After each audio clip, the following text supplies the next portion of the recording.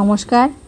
আজকের পাঠ্যক্রমটি একটু অন্যরকম বলতে আজকে পাঠ্যক্রমে সব কিছু বিষয় একসঙ্গে থাকবে। আজকে থাকবে আমাদের শিশুদের সাথে প্রশ্ন উত্তর। আজ শিশুদের আমি প্রশ্ন করব, তাদের দেখব বিভিন্ন বিষয়ের ওপর, দেখব তারা কতটা উত্তর দিতে পারছে। তবে আমাদের কাজ হলো শিশুদের উৎসাহিত করা। আর যদিও আমরা জানি যে সকল শিশুর ধারণ ক্ষমতা সমান নয়, এখানে সকল বয়সের শিশুরা রয়েছে, আমাদের 3+, 4+, 5+, এটা তো একটি ব্যাপার রয়েছেই। তাছাড়া একই বয়সের হলেও কিন্তু ধারণ ক্ষমতা সবার সমান থাকে না।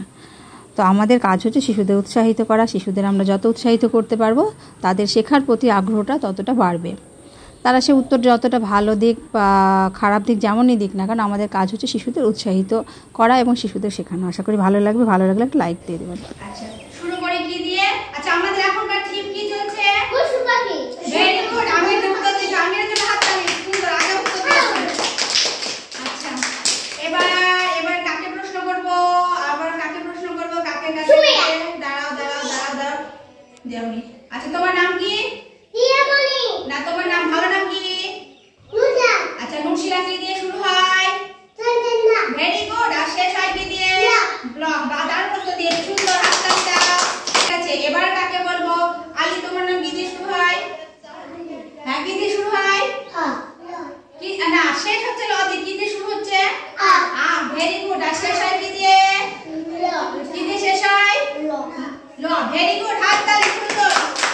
আচ্ছা, এবার আমাকে বলো, দেখি কে পারে উত্তরটা দিতে। আচ্ছা, বলো তো, গত বছর কত সাল ছিল? দাঁড়াও। গত বছর কত সাল ছিল? কত? 2023 সাল। Very good. এখন কত সাল চলছে? কত বললো? 2023 সাল। Very good. আগামী বছর কত আসবে? 2025 সাল। Very good. সুন্দর বলেছে, দারুণ। আচ্ছা, এবার বলো তো, গত মাস কি মাস ছিল?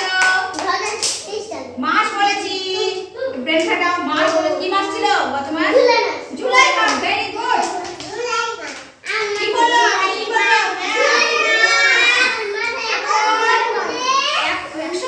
ভালো লাগবে শুনতে। এখন কি মাস চলছে? আগস্ট মাস। আগামী মাস কি মাস আসবে? সেপ্টেম্বর। Very good. আগামী মাস আসবে সেপ্টেম্বর। আচ্ছা, বলো তো, আজকে কি বার? বুধবার। আজকে না, মঙ্গলবার। আমাকে বলো তো, পশু আর পাখি এক না আলাদা?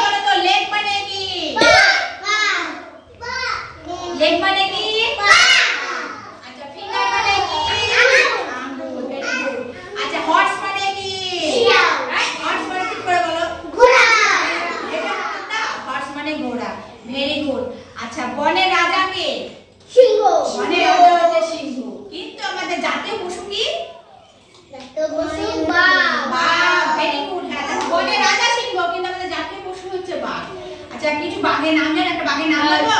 বড় বাঘ সেটা রয়্যাল বেঙ্গল টাইগার, তাই না? আচ্ছা তোমরা অনেক কিছু জানো, অনেক কিছু শিখে নিয়েছো। আচ্ছা এবার আমাকে বলো তো বাঘে কি খায়? বাঘে কি খায়? বাঘ মাংস খায়, তাই তো? আচ্ছা আর একটা গরুতে কি খায়? একটা ঘাস খায়। তাহলে গরু খাবার আর বাঘের খাবার একটা আলাদা। সিংহও তাই মাংস খায়, মাংস খায় ওরা, সিংহও তাই। ওরা তাহলে যারা মাংস খায় তাদেরকে বলা হয় মাংসাশী প্রাণী, তাই তো? আর যারা ঘাস খায় তাদেরকে বলো তো, তাহলে বলো তো তৃণভোজী প্রাণী কোনগুলো? তৃণভোজী কোনগুলো? যারা ঘাস পাতা খায়, এমন কিছু পশুর নাম বলো তো যারা ঘাস পাতা খায়। হ্যাঁ যারা ঘাস পাতা খায়, ছাগল, হ্যাঁ ছাগল, গরু, তারপরে মোষ, ভেড়া, এরা কি খায়? ঘাস পাতা খায়। আর কিছু মাংসাশী প্রাণীর নাম বলো তো যারা মাংস খায়। কি সেরকম?